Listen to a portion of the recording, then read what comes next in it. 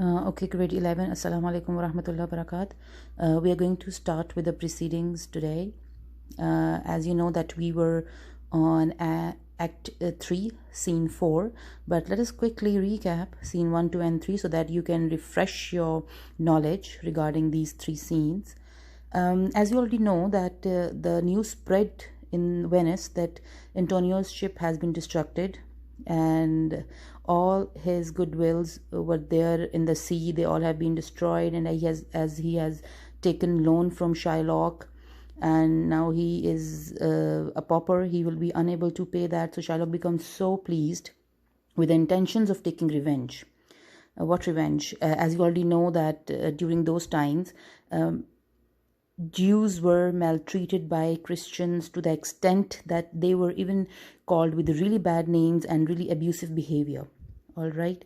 So here, when Shylock got to know that the ships have been destroyed, and now he got a chance to, pay back all the stuff, all the things that Christians have been doing with them, he thinks that this is the right time for him to take revenge. On part of Antonio. He can take revenge from all Christians. So he quickly went to the court to tell the Duke that this was one of his the points, that if Antonio is not going to pay him money, he will take the flesh out of his body, right? So on the other side, we knew that Jessica eloped with Lorenzo, and Shylock was so disheartened on this thing. Another thing was, Jessica took all the money and jewels that belonged to his late mother, to her late mother, right? Now, Shylock was so embittered on the loss of things on account of his daughter. He was actually so embittered because the thought that she eloped with a Christian made him feel so bad.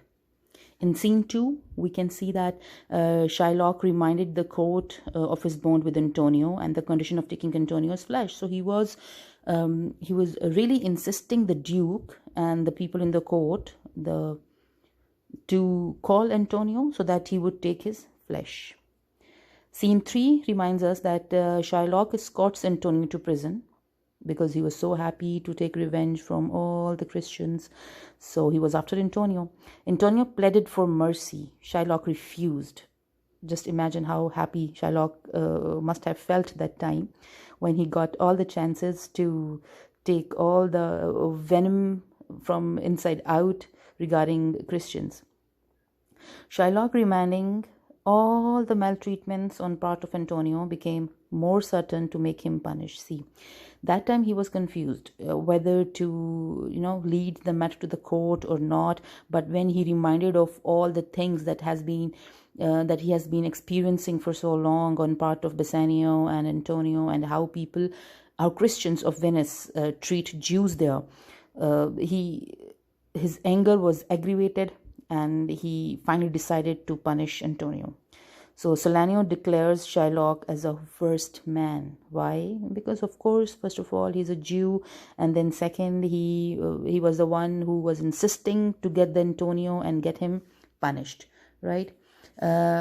We will head towards Scene 3 here. It's continuing that Antonio defends himself, explaining the Jews' hatred and vengeful behavior for all Christians. Again, he's on the same point that if any Jew would be here, then they will never hesitate to punish him. But when there is a Christian, why they are saying to forgive him or have some other contract or something. Salanio, consoling Antonio regarding the contract, saying that such a ridiculous bond will not stand and the court will never allow this to execute. Salanio, again another Christian, is rebuking a Jew, saying that what kind of contract is this? The court will not allow such kind of ridiculous and weird contract. But this Shylock was on his point, that he will get Antonio to the punishment, and he will take his flesh, and he will take revenge from all the Christians. Antonio became panic because he saw the scenario there. Everyone was so convinced of getting him to the court, and so not convinced with Salanio's speech. Of course not, because uh, he has been waiting for this day. The Shylock has been waiting for this day for so long, and when the day came, how can he step back? Antonio claims that a wealthy trading city like Venice, which is famous for observing the laws, will be defamed if the Duke will allow such things to be a part of law by allowing it. Now, see, Antonio here is so disappointed, but he did not give up. He just kept on convincing people around him, and he kept on convincing the judge, saying that if a very famous city like Venice have such weird cases, and you allow these cases to, to actually work in the court, then what will happen to the fame of the city? So this should not be a part of our law. Antonio insisted that the city's economy will suffer. Now see, how is he insisting, the judge, saying that the economy will suffer also.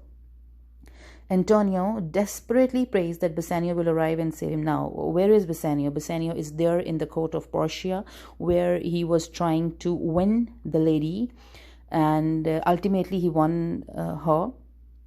So this friend Antonio, he is desperately waiting for his very best friend to come back and save him from this Shylock's revenge. Now, in scene 4, what we're going to learn is the scene in the Portia's house at Betmont, where Lorenzo assures Portia that saving Antonio will be a good deed, as Antonio deserves all the love and mercy.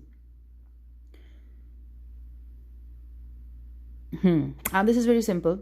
Like Portia was, because she was a princess and she has got all the jewels and all the treasure left by his father with her. So she got all the things with her, and she was. But who convinced her to that she should spend money on, Bassanio's friend and all? So Lorenzo was there. So Portia was convinced because she really admires Bassanio, and Antonio is Bassanio's best friend. So she thinks that it is same as saving Antonio as if she saves Bassanio. She declares that Lorenzo and Jessica will rule the state in her absence. Now here, Portia leaves for Venice along with the money and along with her friend Nerissa, and she left Lorenzo and Jessica. Who Jessica? Jessica is Shylock's daughter, and Lorenzo is the Christian with whom Jessica eloped. So she left both of them to rule in her city, and Portia and Nerissa leaves for Venice. All right. Now, scene 5. What happens in scene 5 is when Lancelot persisted that Jessica will suffer. Now, see, when everyone was convincing Shylock to just have some amendments in the bond, and he should not cut his, his Antonio's flesh and have mercy and something, when Shylock was on the point that he will never get back to the step, he will actually cut the flesh and he will make him suffer, and he want to see him in pain.